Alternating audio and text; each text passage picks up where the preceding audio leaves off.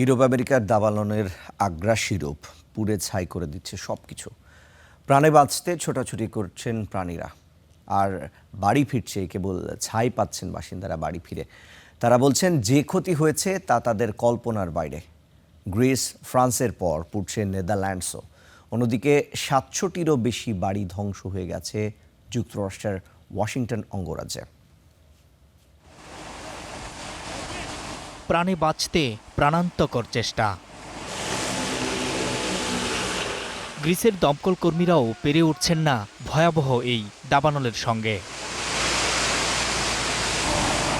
দৃষ্টিনন্দন এই বাড়িও রক্ষা করা যায়নি। পাশেই ছিল সমুদ্র।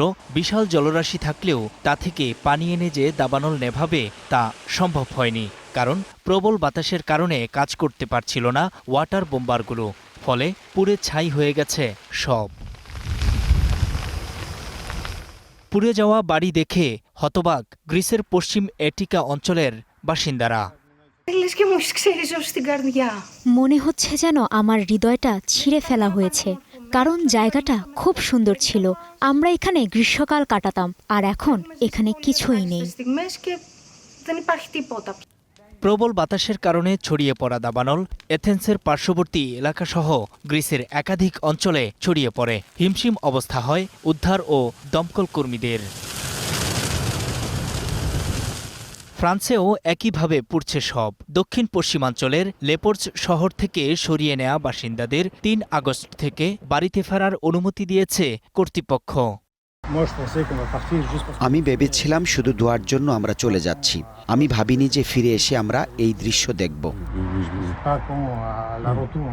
দাবানলে পুড়ছে নেদারল্যান্ডসও।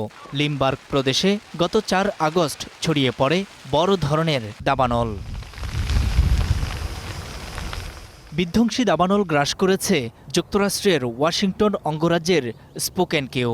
খরা পীড়িত প্রশান্ত মহাসাগরীয় উত্তর পশ্চিমাঞ্চলে ছড়িয়ে পড়া দাবানলে সবচেয়ে বেশি ক্ষতিগ্রস্ত শহর স্পোকেনে ৩টি অগ্নিকাণ্ডে ৭ শতাধিক বাড়ি ধ্বংস হয়েছে। সরিয়ে নেওয়া হয়েছে ৬০,০০০-এর বেশি বাসিন্দাকে। নূর মোহাম্মদ, স্টার নিউজ।